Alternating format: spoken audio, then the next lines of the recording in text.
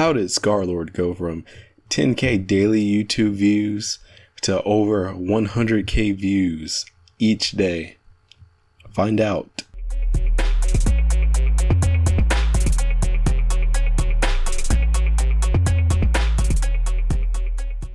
The influence of YouTube content creators is definitely not in doubt. Just consider all the cultural impacts they've made via their internet memes or just reactions they've got from the real world, such as the whole YouTube advertisement block or Pepsi commercial stuff. Content creators on YouTube definitely have a powerful drawing. And today we're going to talk about how the power of YouTube content creators may have not been the single factor that boosted Scarlord up to what he's doing with his one video, but they have definitely put a significant portion of views on that video because of their reaction videos. So, just a little background. I saw that Scarlord's heart attack video when it had like 50K views because my co-host for the Thursday segment, he keeps up with these people. So he showed me the video. I watched it. It only had 50K, and Scarlord usually gets in the 100,000s on his own because he's fairly big, even if he's not like widely known. And I didn't think of much of it at this time, but eventually Scarlord's heart attack video got the attention of reactors, and not only the attention of reactors, but these reactors have hundreds of fans that were probably constantly retweeting, and their friends were seeing them retweet this. So just because I'm saying like the reactors are the crux of this, really it's the reactors plus their fans interaction. But once one big reactor kind of made a video, it's not really even one big one at the time, because I've like looked at the stats, and the biggest reactor reacted to it kind of weeks later. Well, not really weeks, but like a week later from when it blew up, which was on the 15th of July. So it was probably a combination of a smaller guy kind of influencing all the other reactors to react, because once one reactor does something, they all kind of hop on it. And the fact that in the Twitter space, all the guy's fans were probably, like I said, constantly trying to bug these guys to react to this dude. They saw this video, and then it could spread like that too. These fans is really wanting to have a video about this, and they end up spreading it around just by demanding someone else to make a reaction video out of it. So this really provides the opportunity for you to ride that wave. I don't know how many exact retweets, so can't really track the Twitter conversations as well as other social media. But this video did very well on Facebook too. It has over 15K shares the last time I checked it, and that's quite a lot. So this thing was spreading on Twitter and Facebook. So that's why it has over 1 million. And you can see the conversation's kind of limited to that specific video that was called Heart Attack, because all his other videos, some of them had got boosted from this exposure, but overall it's been it's all been concentrated on that video. That video is reaching 2 million, while the other ones are hanging on 500,000, and while his newest video is still 250,000. So that's one of the drawbacks of having this viral video. It all kind of gets concentrated on that video, and not everyone turns into a fan. They just riding trends like usual. So one thing is, he could have kind of rode the hype a bit more, because from what I've seen, he didn't really take a proactive approach of riding the hype. I'm not really seeing him involved in any media or whatever. Haven't heard any like super big anything about him. I'm sure he's doing something besides just kind of enjoying the results, but he could have did a lot more. Could have like reached out to even more blogs or whatever to get more people looking at it, because if they see he has 1 million on these videos and they're not covering it, they're going to definitely cover it after that. But posting multiple videos was probably one of the keys of, having that one video pop off, because his videos aren't really super unique. He's just kind of walking around somewhere, just being somewhere. They're really basic music videos. It's not like stand outish. What stands out is kind of the music itself and his appearance. So that's probably why there was a reaction, because from the reaction videos I've seen, it really was his music, but people wouldn't have watched it without the video. So keep that in mind, that you should definitely be having music videos. But you can kind of see this happening in the past. Like, think back to something like the Harlem Shake. The Harlem Shake was basically invented because of YouTube. The song wouldn't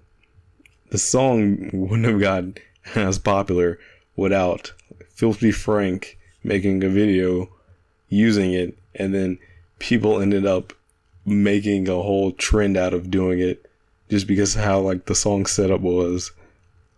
And then Gundam Style, would you listen to Gundam Style if it didn't have the crazy video? Probably not. I think the video was like really the main appeal to Gundam Style. And then Rich Shiga, he has good music, but that Stick music video, his whole iconic fanny pack and pink polo, that definitely played a part of him kind of going viral and more people listening to him. So don't downplay how amazing videos are. You don't have to go like crazy with every video. Like I said, Scarlord's music videos are pretty basic. Like, it's just a camera, him kind of like walking around various places, and which I guess the UK, because he's from the UK, and that's about it. It's entirely the music, but people like that visual to complement the audio, even if it's not. It doesn't, like I said, even if it's not always a crazy like Little Yachty or Kyle kind of music video or whatever. Just make a music video. So, while on the topic of videos, I was on Twitter and I noticed that Cole Bennett retweeted like this, how this common white girl page made a little clip out of his video that he made for Ski Mask the Slum God. And I thought that was interesting because, well, this video, Ski Mask isn't exactly like for white girls, but this page took out a clip and made it relatable to them. They had probably, some of them probably had no idea who this guy was until they saw that. And that probably put on a little bit more fans, and then it had thousands of retweets and likes. So, somebody ended up being a fan of that. Just somebody.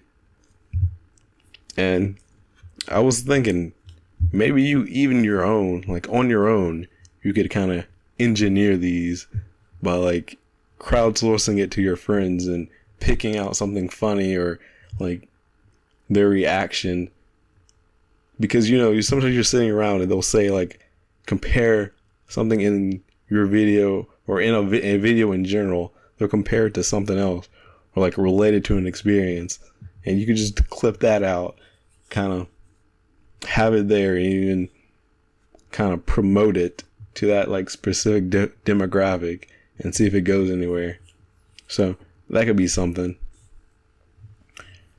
And finally, This one's like a kind of last minute thing because it was just out of the blue that I found it. But it's a pretty cool tool. A pretty cool tool to help you with your YouTube endeavors. It was called TubeBuddy, and it gives you a lot of insights on tags. It can give you like subreddit ideas because it like links the subreddits that other videos were posted on, and then it just gives you tons of analytics. So what I noticed is on Scarlord's and Ski Mask video, they both had 3 major tags. Like they had the tag of their name, their artist name, then they had the song's tag, and then like the song name tag, and then they had the song name and their name together in a tag. And for Ski Mask, since his video was called Catch Me Outside, and then you should know, like in the past, the whole Danielle Brigoli or whatever was basically that's what would pop up when you type in Catch Me Outside. But because of his like video blowing up, he's actually outbeating her on the tags. So whenever you search Catch Me Outside, it's going to be him. And I know hers is more like Cash Me Outside or whatever, but it's close enough that people would like, because she still pops up for Catch Me Outside, but something new and relevant can kind of ride off something old, and then it probably gives you a little bit extra bump in it, you know? So keep that in mind. And also actually use the tag system on YouTube, because it can actually help. As I've seen with these, like they're kind of ranking for certain kind of keywords, I could say. It's not really keywords, but these tags are basically the equivalent to like SEO keywords. And it kind of protects their brand in a way, because if they're number one for the song title tags, they don't have to worry about someone else, either like a parody of it outbeating them, or like a lyric music video or whatever. So if you get anything out of this, I'm basically saying music videos are the absolute best you could do for getting exposure, because a lot of people that's have blown up off music videos, honestly, because YouTube is the second biggest search engine, and it's basically connected to the biggest search engine, which is Google, since they own YouTube. So you should definitely be utilizing it, since it has the biggest reach you can get out of any platform you can put your music on. But as for anything, don't expect it to grow on its own. You're going to definitely have to kind of push it to grow in a way.